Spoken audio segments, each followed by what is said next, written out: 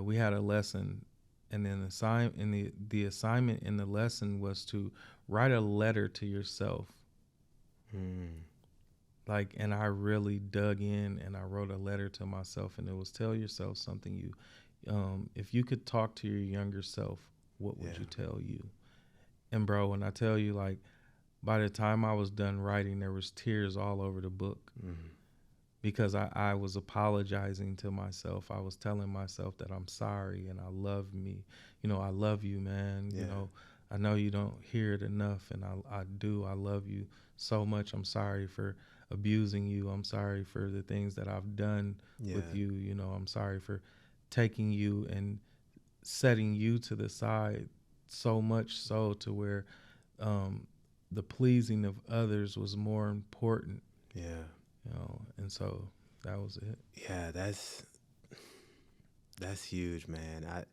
I think once we realize that pretty much all of our issues stem from the hurt child within us, and the practice you said that I encourage everyone to do that. Sit down and write a letter, or just visualize that younger self, because there's so much healing in that reconciliation with that younger self.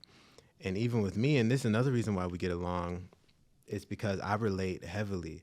I've also had pillars in my life, come crashing down. I've also fought hard for validation. In my family, I was the quote unquote black sheep. I was the one that, there was so much lack mentality in my mind, and so much fighting for approval that, yeah, I relate heavily. And having these moments where I realized, like, oh, I basically hated myself for half of my life. I was walking around in a body that I thought was a flaw. Yeah.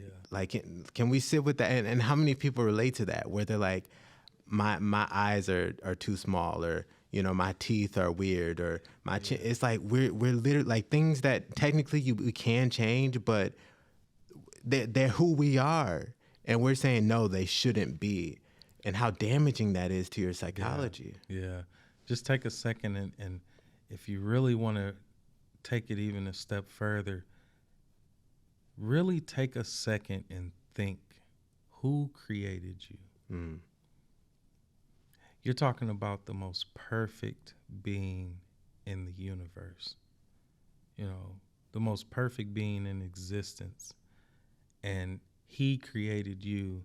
And we know from not only our experiences, but from what we've learned, is that one, he's intentional. Two, he's never lost at a battle. Mm-hmm.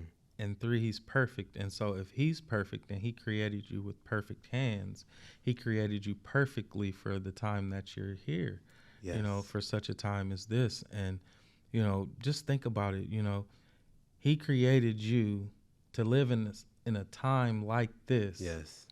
And you think that you're less than? It's crazy. It's like, the Gospel of John puts it this way, is that everything that was created through him. And so it's even more so that it's not it's the picture isn't quite that he shaped the world, is that the world is an extension of his very being. Absolutely. And so perfection can only create perfection. That's good. And I think this is huge because we, especially in our society, we have this mentality of self-improvement.